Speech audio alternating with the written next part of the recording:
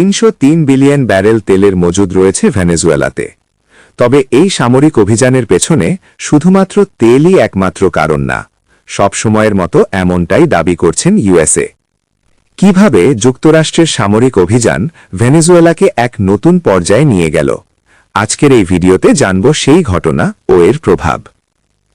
3 জানুয়ারি 2026-এ যুক্তরাষ্ট্র ভেনেজুয়েলার বিরুদ্ধে একটি বৃহৎ সামরিক অভিযান চালায়। এই অভিযানের মূল উদ্দেশ্য ছিল মাদুরো সরকারকে উৎখাত করা এবং মাদক পাচার নিয়ন্ত্রণে আনা। আপনারা সবাই জানেন হয়তো, প্রেসিডেন্ট ট্রাম্পের 2025 সালে শান্তিতে নোবেল পুরস্কার পাওয়ার কথা থাকলেও কিন্তু তা পেয়েছেন ভেনেজুয়েলার মারিয়া করিনা মাচাদো। ভেনেজুয়েলায় গণতন্ত্র ও মানবাধিকারের জন্য তার দীর্ঘ সংগ্রামের স্বীকৃতি হিসেবে ডোনাল্ড ট্রাম্প তার নেতৃত্বের প্রশংসা করলেও তাদের সম্পর্ক সবসময় সমর্থনমূলক ছিল না, বিশেষ করে মার্কিন সামরিক হস্তক্ষেপের প্রশ্নে। এছাড়াও ভেনেজুয়েলার তেল সম্পদেও ট্রাম্পের আগ্রহ ছিল, যা মাচাদোর নীতির সঙ্গে যুক্ত। এই অভিযানকে ঘিরে বিশ্বব্যাপী নানা প্রতিক্রিয়া দেখা গেছে।